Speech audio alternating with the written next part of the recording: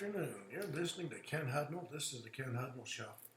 Coming to you from our studios right here in exciting El Paso, Texas, gateway to the Old West and the most haunted city in the country.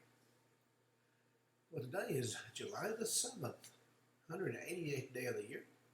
Just 177 days remain to the year's over with. How the day's observances: National Day of Rock and Roll, World Chocolate Day, National Dive Bar Day, National Macaroni Day, National Dora Day. Supposed to embark on the educational adventure of a young adventurer, knocking curiosity and fostering a love for exploration and learning in the young. National Strawberry Sundae Day, Global Forgiveness Day, National Koi Day, World Kiswahili Language Day. That's a part of the rich linguistic tapestry of East Africa. Tell the Truth Day, something Congress should do.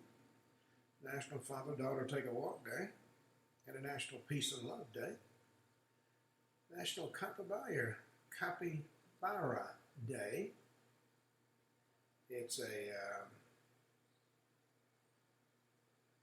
one of the world's largest and most affectionate rodents.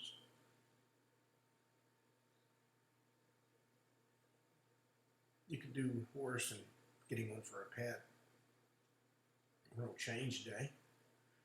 Virgin Island Day. Great British Pea Week. Woggleton goes on to the 13th of July. Rabbit Week. Running of the Bulls starts today and goes on through the 14th. Having grown up on a farm, I don't recommend it, but there are those that think it's wonderful. Tour de France starts on the 5th, or started on the 5th and goes through the 27th. National Transplant Week, Sweetness Week, Twins, Triplets, and More Week. Famous people born on this date: Shelley Duvall. All right, let's see what we've got in the news. National Weather Service warns that Texas has to brace for impact for more storms, as the state's already devastated by flooding. The new threat looms for communities already partially destroyed by flooding disaster. In fact, a 20-foot wall of water rushed several miles down the Guadalupe River, led to the death of nearly 80 people in at least 5 counties: Kerr, Burnett, Travis, Kendall, and Tom Green. Okay. New Jersey Coast Guard swimmer rescued nearly 200 people. Deadly Texas flash floods. Petty Officer Scott Rishkins demonstrated, according to Secretary Christy Nolan. Petty Officer Scott Ruskin demonstrated selfless courage during his first rescue mission. He was a U.S. Coast Guard rescue swimmer from New Jersey, being called a hero. Rescued close to 200 people following flash floods in central Texas.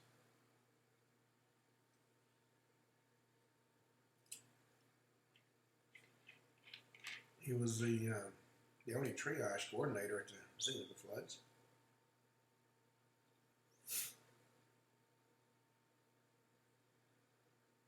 Ex-Houston appointee claims Fudd Rabbit's Camp Mystic was a whites-only camp. In a viral video,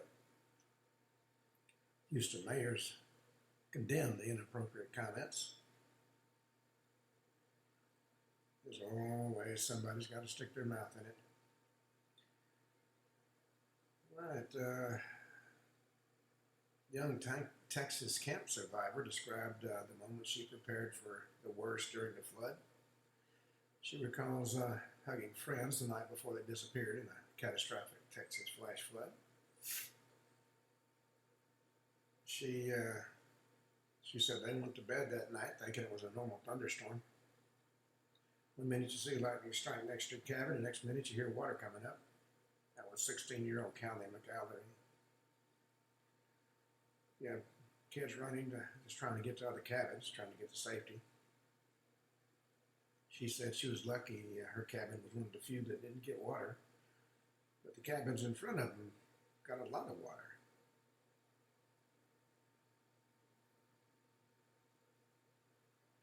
Marines team up with ICE on a move to boost threat awareness at critical military bases. The Trump administration has strengthened installation protection following incidents involving illegal entrants who tried to break into military bases, of all things. They've stationed ICE agents at 3 major military installations: Camp Pendleton in California, Marine Corps Base Quantico in Virginia, Marine Corps Base Hawaii. But according to all the information I'm coming up with, this move has raised a lot of questions. University of Tampa economics and defense professor, of course, you know, they're smarter than anybody else, they're professors, weighed in on the lack of transparency surrounding the program's inception. They feel they need to know everything, or somehow things just aren't right. Well, the father is outraged after discovering his daughter's killer should have been behind bars years ago. System failure allowed a criminal with over 39 arrests to latter sentences due to apparent clerical errors. The man accused of killing his daughter in a home burglary could already have been imprisoned for numerous other crimes if it had been for a clerical error. Logan Federico, a 22-year-old aspiring teacher from Waxhaw, visiting friends at the University of South Carolina and Columbia, stayed at the Cypress Street home when a career criminal broke in and shot her in the early morning hours of May 3rd. The suspect, Alexander Dickey, 30-year-old man with a lengthy rap sheet, entered the home in the early morning hours, stole several credit and debit cards, and shot Logan in what the Columbia police described as a random crime during a May 5th press conference. The main cog in this whole problem was the processing system of a career criminal that eventually escalated, resulting in the death of the young lady. This wasn't just a random go in and shoot somebody. This was a guy that was a career criminal. He literally stuck a gun in her ribcage and pulled the trigger for absolutely no reason at all. This young man had nearly 40 prior arrests across different North Carolina counties dating back more than 10 years. He pleaded guilty to a first offense of third-degree burglary in 2023 and was sentenced to probation. Despite having previously been convicted of second and third-degree burglary charges in 2014. And of course, officials and agencies are pointing the finger at each other on what appeared to have been 2 clerical errors that led to gaps in his record. But, you know, with George Soros funding the campaigns of extremely liberal DAs, chances of somebody going to prison are slim. CBS parent company sparked outrage with the Trump lawsuit settlement.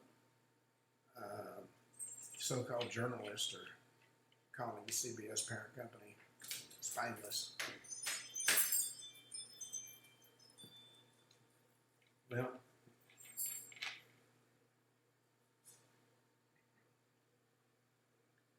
according to one individual, he lived Zoran Mamdani's socialist dream and had to flee his homeland to survive it. Venezuelan political refugee warned those same policies that destroyed his homeland are being pushed in New York City.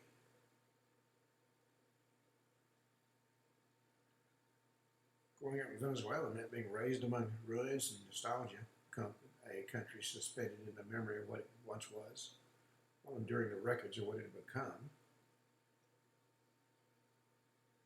See, the problem is, everybody wants something for nothing. and the socialists promise you elect them, and everybody has everything they want. Nobody has more than they need. And it's a great theory. It just does not work in practice. It was in Venezuela, it was former President Hugo Chavez who presented the dream and destroyed the country. Well, in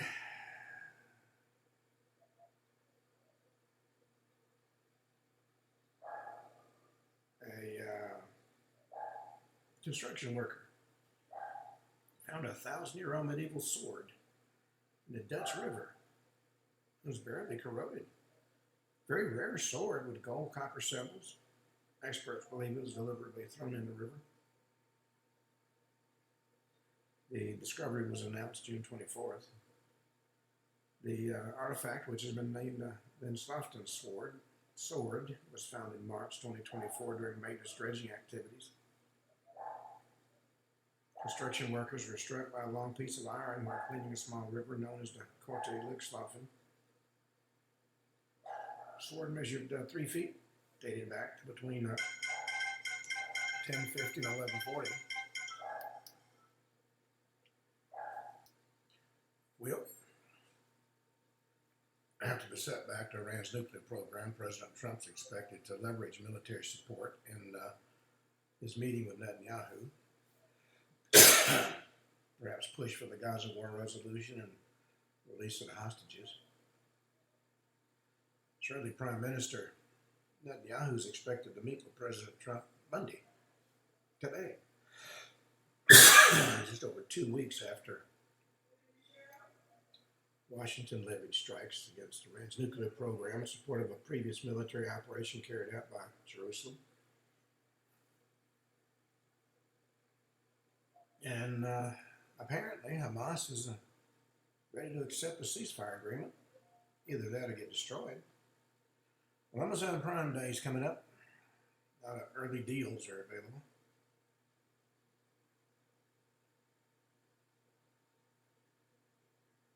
National Football League teams that pledged $1.5 million in aid as President Trump calls the disaster in Texas a 100-year catastrophe. Kansas City Chiefs owner family is mourning a young relative lost in the floods. Tavia Hunt, wife of Kansas City Chiefs owner Clark Hunt, revealed one of the victims in the flood was a member of their family.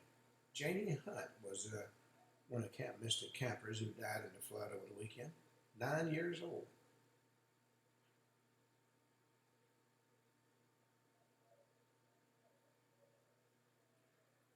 Well, there's a DNC fundraiser named Lindy Lee. Claims the Democrats orchestrated a left-wing conspiracy to conceal Biden's cognitive decline. She called it a massive conspiracy. Says party went to great lengths to hide his mental decline. This is a man who says people come and ask him to get involved against Trump. 1 year after the disastrous debate performance had forced him to suspend his re-election campaign, a lot of questions remain about the alleged cover-up of his cognitive decline. There was a wide-ranging exclusive interview with Fox News digital Lindy Lee, former Democratic National Committee fundraiser and National Finance Committee member, detailed her front row seat the careful coordination of his by his inner circle to conceal how his age impacted his presidency. Biden cabinet members' testimonies to the House Oversight Committee and journalists Jake Tapper and Alex Thompson in their book Original Sin raised a lot more questions about what actually happened during his tenure. Lee said she was banned from the Biden White House for telling the truth when it mattered. She said she actually took a risk. Now, Jake Tapper wrote a book and decided to tell the truth and have his eureka moment when it was safe after Biden had gone to pasture. It was nothing negative for him. Of course, Tapper is noticeably silent about all that. Well, let's see. From AirTags to MacBooks, Apple products at record low prices and early Amazon Prime Day deals. I've looked at them, there's some good things there. Your smart home devices, kitchen appliances, clothes, and shoes for less than $50.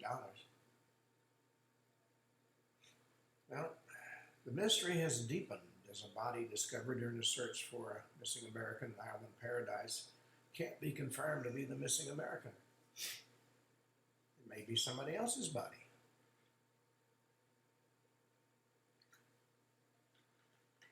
Well, there have been a number of stories about people disappearing. It was a New York man went missing while vacationing in the Caribbean last month.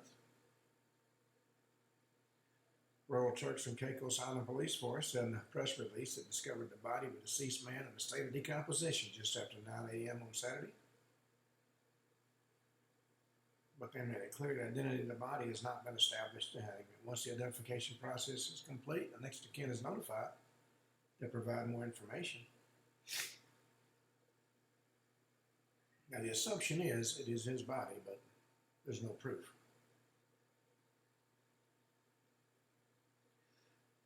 Inside Nolan's controversial alligator Alcatraz detention strategy, there are a lot of games going on, apparently. $250 a day bans in Florida's Everglades undermine Trump's long-term immigration enforcement goals. Rather than investing in a durable institutional enforcement backbone capable of sustaining Trump's mass deportation, she's shoveling detention funds into a pop-up project in the Florida swamp. It's being called Alligator Alcatraz.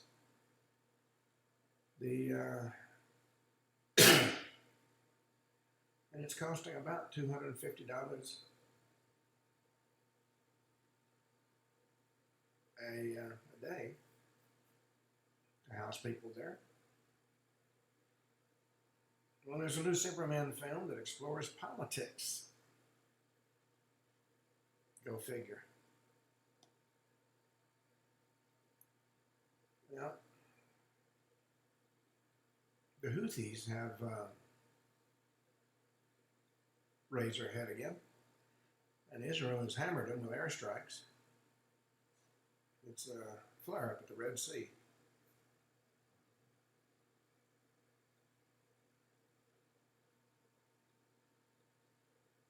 What the hell?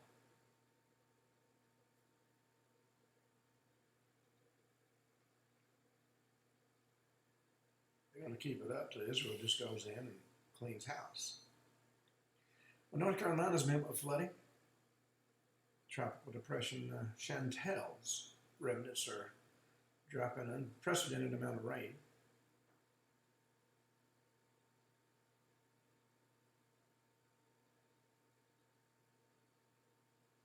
Something called the Poop Cruise documentary exposes 2013 ship nightmare featuring chaos and gross conditions.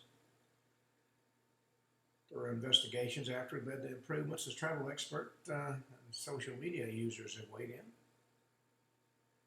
Yes, I want to spend my money to go on a poop cruise. The film covers the Carnival Triumph ship, which departed from Galveston, Texas, and went to Cozumel, Mexico for a 4-night stay in February 2013. The documentary's full title is Trainwreck. Subtitle, Poop Cruise.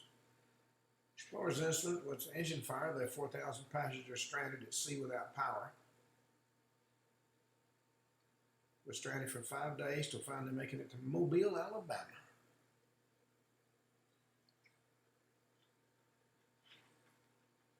Carnival spokesperson told Fox News the incident from 12 years ago was a teachable moment for the entire cruise industry. They discovered a design flaw in their engines. Oh, Tulsi Gabbard is in the news.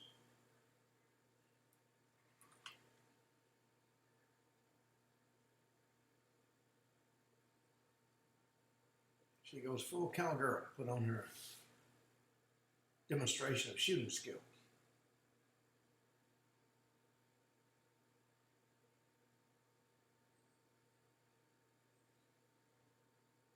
Well, there's a new email scam out there. You get an email claiming your Social Security and it was linked to drug trafficking. And for a nominal amount, that will be dealt with. All right, well, as I said over the weekend, we're going to be talking about some well-known government programs, one of which is called, now what? My system has frozen. That's not good.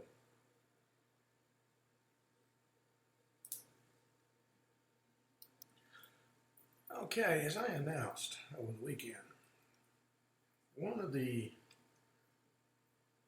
topics I'm going to talk about today was a little known government program called Operation Paperclip. That was a secret U.S. intelligence program that, believe it or not, brought over 1,600 German scientists and engineers to America after World War II. Now, of course, what they wanted to do was leverage their expertise in areas like rocketry for the benefit of the U.S., especially with the Cold War coming up. Now, this program was certainly controversial, as well as kept secret, because of the scientists' past affiliations with the Nazi regime. Now, of course, there was a dossier done on each one that was going to come, and almost every one of them showed they were rabid Nazis. So how did our government deal with it? They rewrote the dossiers to remove the part about being a radical Nazi. Now, part of the issue was a lot of non-scientists were also brought over. In fact, I had, during my military service, I had interaction with somebody who was in Operation Paperclip. He was a doctor at Fort Benning. He was Croatian, if I'm not mistaken. He had been a member of the Iron Guard, which was I think it was the Croatian version of the Nazi Party. And he was radical. Trained as a medic. And after his capture, he treated German general officers in the gulags. So and of course, along the way, he learned a lot about the Russians and how they did things. So when they started looking for folks to recruit, he got recruited. And when he got here, they said, well, what do you want to do? He said, I want to be a doctor. So the director of medicine for the Army said, okay, you're a doctor. He was also a very incompetent doctor. And his specialty was ear, nose, and throat. And in putting a tube down a kid's throat, he managed to cut the carotid artery from the inside, which I understand is very hard to do. So they put him to doing physicals. And his idea of doing a physical was, well, I don't see any blood, you're fine. Which resulted in a lot of disservice to people leaving the service. He did that to me. Now, the program faced criticism, of course, because some of the recruited scientists had been very active Nazis and were implicated in a lot of atrocities. Now, it did contribute to advancements in American rocketry and space exploration. In fact, Werner von Braun, who wound up running NASA, was one brought over under Paperclip. He was a key figure in the V-2 rocket program, which caused a lot of death and destruction in England. He was one of the most prominent scientists brought over. Now, they say more than 1,600. Okay. I happen to know there was a lot more than 1,600. In fact, there were known Nazi war criminals brought over under the program. It ran to 1959. And several people who came over under the program were known to be members of the SS or the SA. Now, the effort began in 1945 as the Allies advanced into Germany and discovered a wealth of scientific talent and advanced research that had actually given Germany a technological advantage. Joint Chiefs of Staff created something called Operation Overcast on July 20th, 1945, with the dual aims of leveraging German expertise for the ongoing war effort against Japan and also to bolster U.S. post-war military research. Now, this operation, conducted by the Joint Intelligence Objectives Agency, was largely actioned by several agents of the Army Counterintelligence Corps.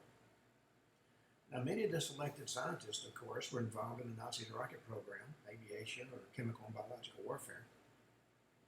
Soviet Union, in 1946, created a similar program called Operation Azorian, which emphasized many of the same fields of research. Now, Overcast became Paperclip.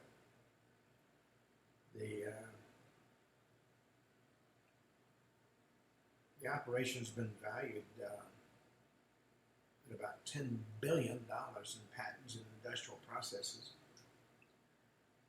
Among the recruits were Werner von Braun, a leading rocket technology scientist. And a lot of those recruited were actually instrumental in the development of the U.S. space program and military technology during the Cold War. Now, despite its contribution to the American scientific advances, Paperclip has been controversial because of the Nazi affiliations, as I said, and the ethics of assimilating individuals associated with war crimes into American society. Now, this operation wasn't solely focused on rocketry. Efforts were directed towards synthetic fuels and medicine and other fields of research. Notable advances in aeronautics fostered rocket and spaceflight technologies pivotal in the space race.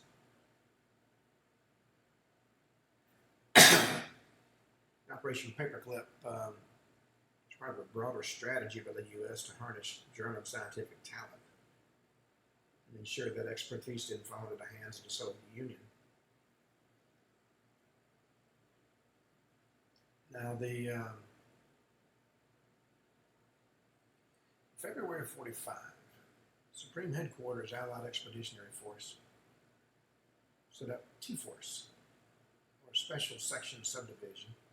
It's grew to about 2,000 personnel by June. They examined 5,000 German targets, seeking expertise in synthetic rubber and oil catalyst and new designs and armored equipment. V-2 rocket weapons, of course, jet and rocket-propelled aircraft. The Germans had jets before anybody else. Naval equipment, field radios, secret writing chemicals. The large numbers of German scientists began to be discovered by the Allies in the late 45.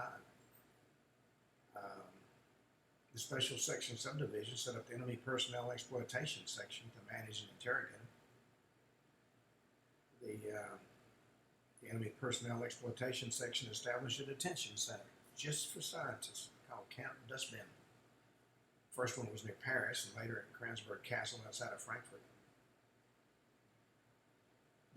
That's when the Joint Chiefs of Staff established the secret recruitment program called Operation Overcast.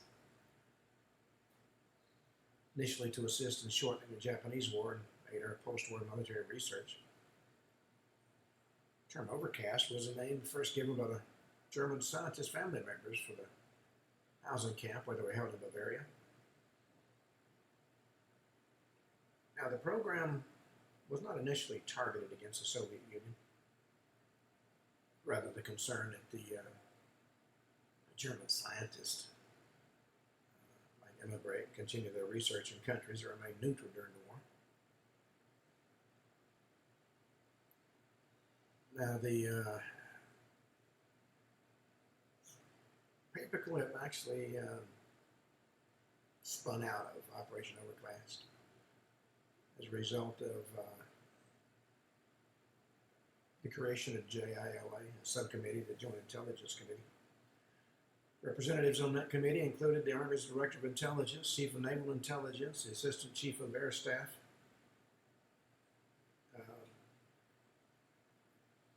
representative from the State Department. In November '45, Operation Overcast was renamed Operation Paperclip by Ordnance Corps officers who would attach a paperclip to the folders of those rocket experts they wanted to bring to the U.S. A lot of the U.S. effort was focused on Saxony and Thuringia, which on July 1st, 1945 became part of the Soviet occupation zone. A lot of German research facilities and personnel had been evacuated to these states before the end of the war, particularly those out of the Berlin area. And the Russians relocated more than 2,200 German specialists and their families on one night, October 22nd, 1946. In a secret directive circulated September 3rd, 1946, President Truman officially approved Operation Paperclip, expanded it to include 1,000 German scientists under temporary limited military custody. News media started talking about the program as early as December 1946. April 26, 1946, the Joint Chiefs issued Directive JCS 1067/14 to General Eisenhower, instructing he preserve from destruction and take under your control records, books, plans, documents, papers, files, scientific, industrial, and other information and data belonging to German organizations engaged in military research. And, except for war criminals, any German scientists they found was to be detained for intelligence purposes. And I say, in order to get around that, they just deleted their Nazi background from the files.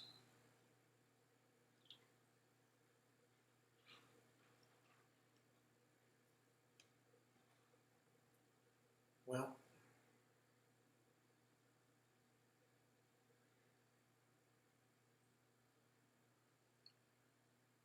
now in March of 1945, at Bonn University, a Polish laboratory technician found pieces of the Ossenberg list stuffed in a toilet. Now, the Ossenberg list was the names of politically cleared men installing them into scientific work for the Nazis. And that list got to MI6 and it was transmitted to U.S. intelligence. U.S. Army Major Robert Staver, Chief of the Jet Propulsion Section of the Research and Intelligence Branch of the United States Army Ordnance Corps, used the Ossenberg list to compile a list of German scientists they wanted to capture and interrogate. Number one on that list was Werner von Braun. Now, under Operation Overcast, the original intent was just to interview the scientist. What he learned changed the operation's purpose. May 22nd, 1945, he transmitted to the U.S. Department of War Colonel Joel Holmes a telegram urging the evacuation to America of 100 of the 400 German scientists in his custody as most important for the Pacific War effort. Now, most of the Ossenberg list engineers worked at the Baltic Coast German Army Research Center in Peenemünde, developing the V2. Well, it went from there, and before you knew it, von Braun and more than 1,000 of his colleagues who surrendered to the Americans in '45 were treated like royalty. The Von Braun and over 1,000 of his colleagues decided to surrender to Americans in 45. And one of the engineers that was involved in that said, "We despise the French. We're mortally afraid of the Soviets. We don't believe the British can afford us, so that leaves the Americans." So June 20th, 1945, they moved from the East Coast to the American forces to avoid the advancing Soviet army. Well, by 1947, the evacuation operation had rounded up over 1,800 technicians and scientists and 3,700 family members. Those with special skills or knowledge were taken to detention and interrogation centers.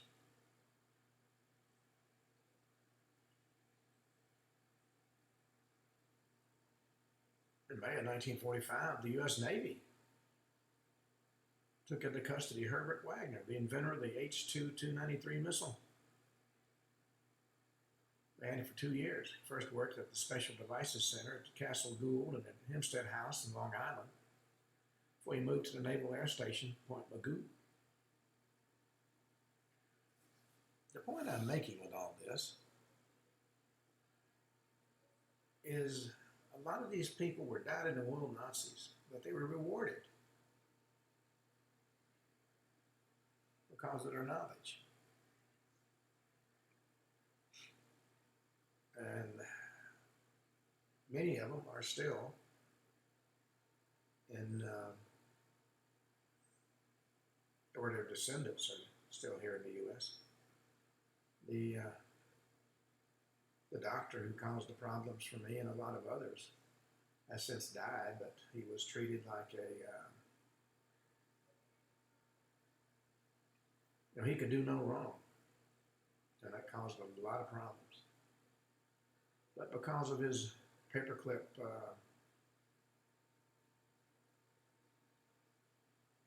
background, all they did was transfer him around to various places so they found something he could do where he wouldn't hurt anybody. Now, there were a lot of secrets at the end of World War II, one of which was the Nazi gold train. In the closing months of World War II, as the Red Army surged into German-occupied Poland, the Third Reich scrambled to protect its most valuable assets. Art, and gold, and documents, and elite personnel. Somewhere between the crumbling front lines and the advancing Soviets, a train was located with looted treasures, and it vanished into the Lower Silesian landscape. Now, for decades, the story of the Nazi gold train was dismissed as a myth. But in 2015, all that changed. Now, shortly after the war's end, there were a lot of whispers about a Nazi treasure train. Locals in the town of Robrusic, located near the Owl Mountains in southwest Poland, talk about an armored train full of gold and art and jewels and sensitive documents.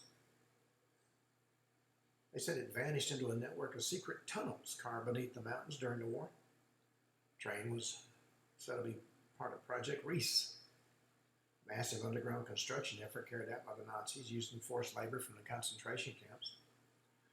Now, what the purpose was still didn't clear to this day, but theory suggests it was meant as a wartime command center or a post-war hideout.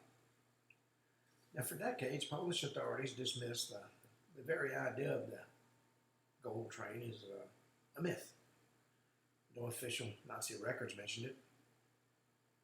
The area where it was supposed to be was never excavated. The story moved into the realm of folklore, fueled by occasional tales from elderly locals and former railway workers. But nobody ever took it seriously. Well, that changed in 2015 when two treasure hunters, Peter Koper, a Polish construction worker, and Andreas Richter, a German military enthusiast, came forward claiming they'd found the train using ground-penetrating radar. Radar scans revealed a large linear object buried 25 to 30 feet underground, about 100 meters long. That matched the size and shape of a German military train.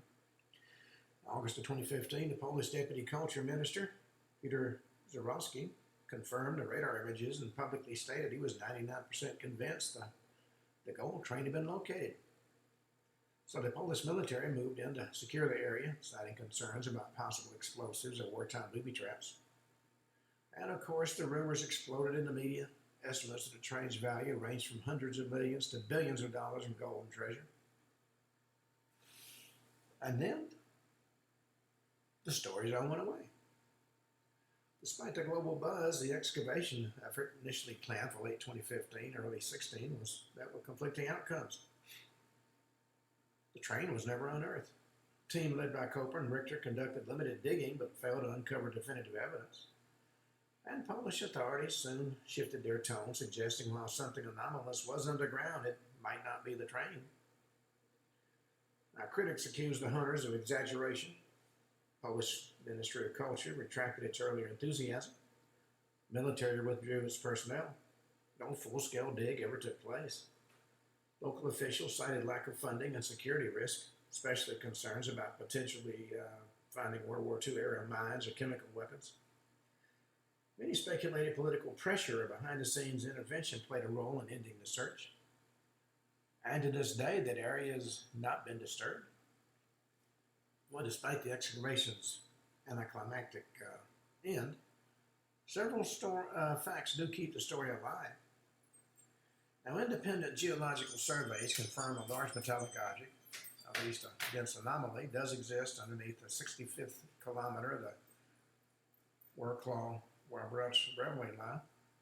Accounts from German soldiers, post-war Polish residents, and even Soviet troops mention sealed tunnels, sudden military activity in the region, and guarded railways as early as 1945. Existence of a massive secret Nazi tunnel system is undisputed. Project Reese did take place. These tunnels, many of which remain sealed and unexplored, provide plausible hiding spots for a buried train. And adding to the mystery, wartime records of the region were destroyed by retreating German forces or even never kept in the beginning. No manifest for the train's ever been found. No surviving Nazi official ever publicly acknowledged the train's mission or contents. And no government, German or Polish, has pursued full-scale excavation despite media interest and treasure hunters pushing for access. Now, some folks speculate if a train carrying sensitive documents, especially about Nazi gold laundering, stolen art, or names of collaborators was found, it might be easy to leave it buried and deal with the fallout. Others believe the object underground might not be a train at all, but rather an old tunnel, natural formation, or even a wartime decoy. Now, despite the major headlines in 2015 and 2016, public memory faded quickly when no treasure was found. The lack of visual proof led many to assume it was a hoax or a media stunt. Meanwhile, academic and government institutions distanced themselves from the controversy, further pushing the story into obscurity. Books and documentaries occasionally reference the legend, but few dig deeper into the deeper implications, especially the possibility of suppressed Nazi records, lost wartime archives, and unresolved legacy of looted Holocaust-era wealth. Now, there's a number of witnesses and sources and physical evidence that believers point to. 2015 ground-penetrating radar scans that were available in the public scientific archives, statements by Deputy Minister Peter Zakowski confirming the discovery, reports from Polish Geological Institute that confirmed anomalies, testimonies from Koper and Richter detailing the radar process, surviving locals' accounts collected in the regional oral history archives, and the Nazi Project Reese documents uncovered after the war. You know, the Nazi gold train may remain hidden forever, or it might surface one day with a truth far stranger than anybody could imagine. But whether it's treasure, train, or just the ghost of wartime panic, its legend continues to haunt the forest and hills of Poland. Now, another little-known secret project was Project Azorian. Now, its location was in the middle of the Pacific Ocean, more than 3 miles beneath the waves. And what's there is a shattered relic of Cold War secrecy, a Soviet nuclear-armed submarine known as the K-129. Sank in 1968 under mysterious circumstances. And when it did, the Soviet Navy launched a massive search effort but failed to find it. However, the U.S. government did find it.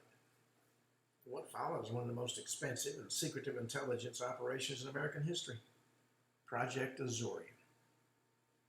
Well, until decades later, the story emerged. It was actually a covert CIA mission to raise the Soviet sub from the ocean floor. And as a cover,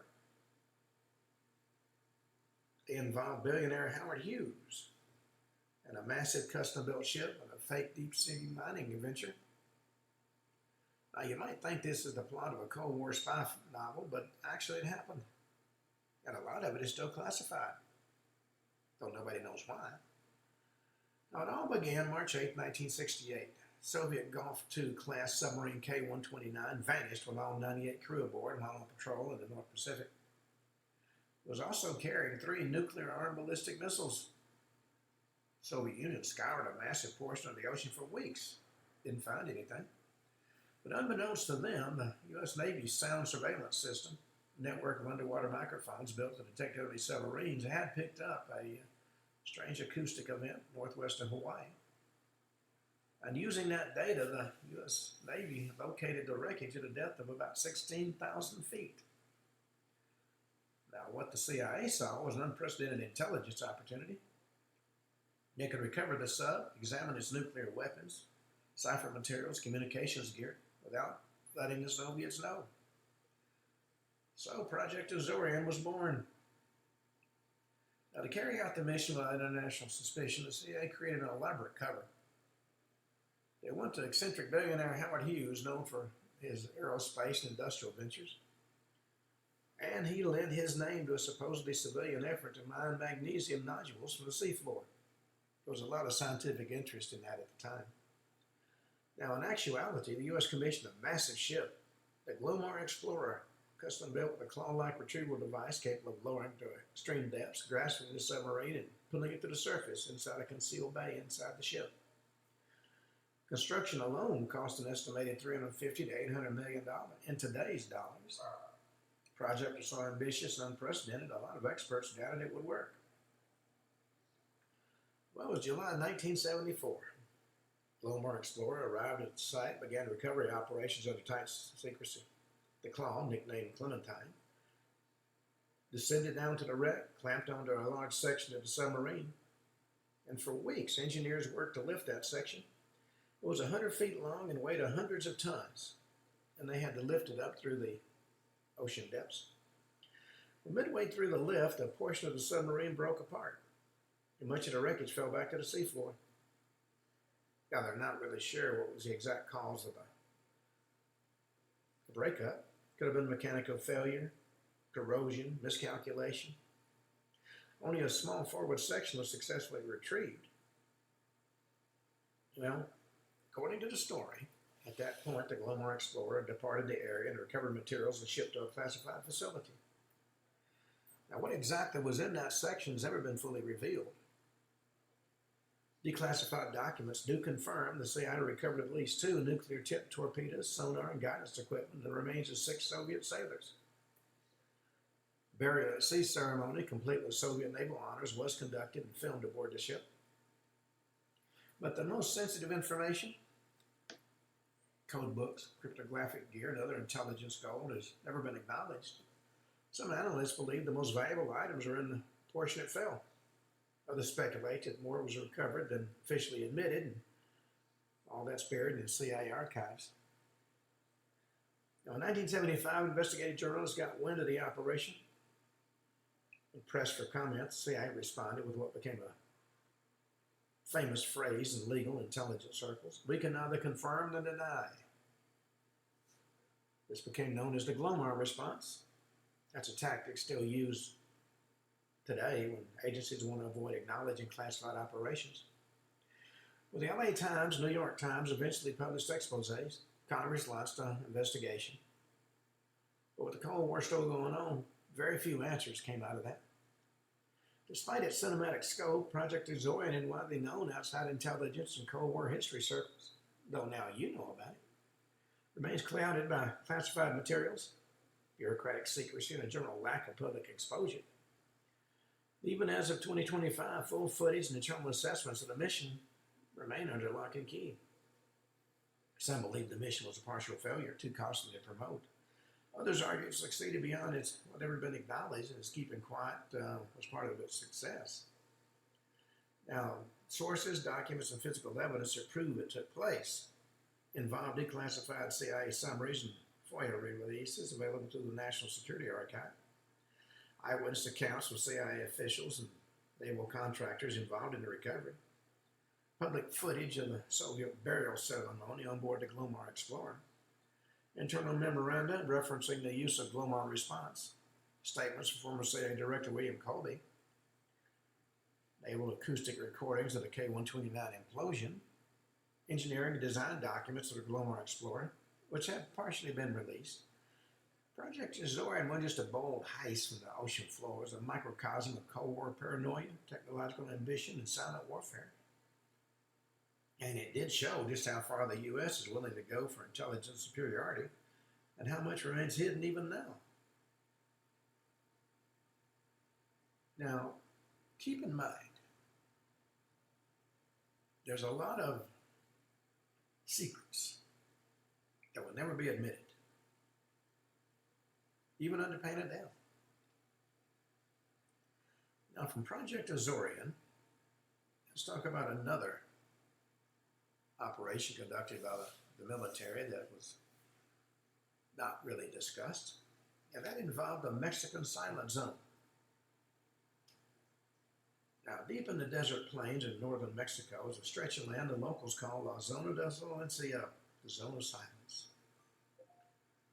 Located near the intersection of the states of Durango, Chihuahua, and Coahuila, this remote region has become the center of one of the strangest modern mysteries in North America. In that area, radio signals fail, compasses spin without direction, and communication devices go dead for no reason. For decades, both scientists and conspiracy theorists have speculated about what exactly makes this place quiet. Though often dismissed as folklore, the Zone of Silence has documented geological oddities. In fact, during the 70s, official Mexican government-backed investigations were launched and, for no possible explainable reason, stopped. And to this day, no full explanation has ever been provided. Unlike better-known mysteries like the Bermuda Triangle, this one is rarely talked about outside of Mexico. And it probably wouldn't be talked about here, except the first major attention didn't come from folklore, but from a U.S. military accident. July 1970, an Athena test missile launched from Utah's White Sands Missile Range went hundreds of miles off course and crashed deep into the Mexican desert, right in the heart of the area now known as the Zone of Silence. The U.S. government immediately dispatched a recovery team to retrieve the debris, and according to accounts from the Mexican officials and local farmers, what they found were strange magnetic and atmospheric anomalies that appeared to interfere with radio equipment. Missile's guidance system inexplicably failed, and once on the ground, communications equipment went haywire. Shortly after that, Mexican scientists began studying the area, reportedly under funding from both their own government and international agencies. But those studies were abruptly stopped in the mid-1970s. Nobody knows why. No final report was released. Equipment was removed. The official reason? One was never given. Well, despite sensational claims about alien activity or interdimensional portals, there were verifiable physical anomalies in that zone. Geologists and physicists who studied the region, even those who have done it unofficially, have found magnetite concentrations in the soil and the rocks. And that region also sits along the Pimi Biosphere Reserve, which is home to rare flora and fauna and may be linked to unusual electromagnetic readings. Compasses have been documented to have erratically and short-wave radios experienced significant interference. Travelers have reported GPS malfunctions and even strange atmospheric colors during sunsets. Of course, there have been no formal peer-reviewed geological or magnetic survey released. So the question becomes, why were all the official investigations stopped? As word about the zone spread, so did more fringe theories. Locals tell stories of glowing orbs and time slips and tall blonde strangers speaking perfect Spanish who walk into the desert and vanish. These stories were often sensationalized, have persisted for generations. UFO researchers from the 80s and 90s launched onto the area as a hot zone for extraterrestrial sightings. Others believe ancient civilizations once inhabited that region, left behind energy imprints that still distort modern electronics. But much like other global mystery zones, the problem isn't too little attention, it's too much noise and too few facts. The lack of formal studies has left the field open for wild speculation. Now, what makes the silent zone unique is the combination of real physical anomalies and the mysterious discontinuation of study. Unlike urban legends, this is a case where the scientific teams were actually dispatched and without explanation recalled. Some believe it was simply a matter of budget or shifting political priorities. Others suspect the findings may have been more uncomfortable, maybe related to national defense. U.S.-Mexico military collaboration or unexplainable results that governments weren't ready to publicly confront. And to this day, Mexico's National Archives contains no comprehensive public report on the zone assignments. Locals say research teams still visit under private or academic labels, but none of them share their data publicly. Now, to prove something strange is happening involved reports from Mexican geologists in the 70s, unpublished, referenced in secondary sources. Testimony from Rafael Navarro Gonzalez, a UNAM biologist who conducted fieldwork in the region. Accounts from U.S. Athena missile recovery personnel reported in archived military correspondence. Local testimonies published in regional news sources from Durango and Chihuahua. Unofficial magnetic field measurements from amateur radio enthusiasts and geophysicists. Mapini Biosphere Reserve government ecological data. Now, whether the silent zones are freak of geology or a carefully forgotten frontier of scientific curiosity, it does remain one of the least known and least explored anomaly zones in the Western Hemisphere. And the magnetic oddities are very real. The haunted research is real. The silence surrounding it, both literally and politically, just adds to the mystery. It's not just a place where signals go missing. It's a place where answers vanish as well. I know of several stories of people who drove in and had breakdowns, and tall blonde-haired strangers walked out of the desert to help them fix their cars, and then walked back into the desert and disappeared. Well, on that note, we come to the end of today's show. I've got a lot more stories of the strange and unusual we'll be talking about throughout the week. And it doesn't involve just UFOs this time.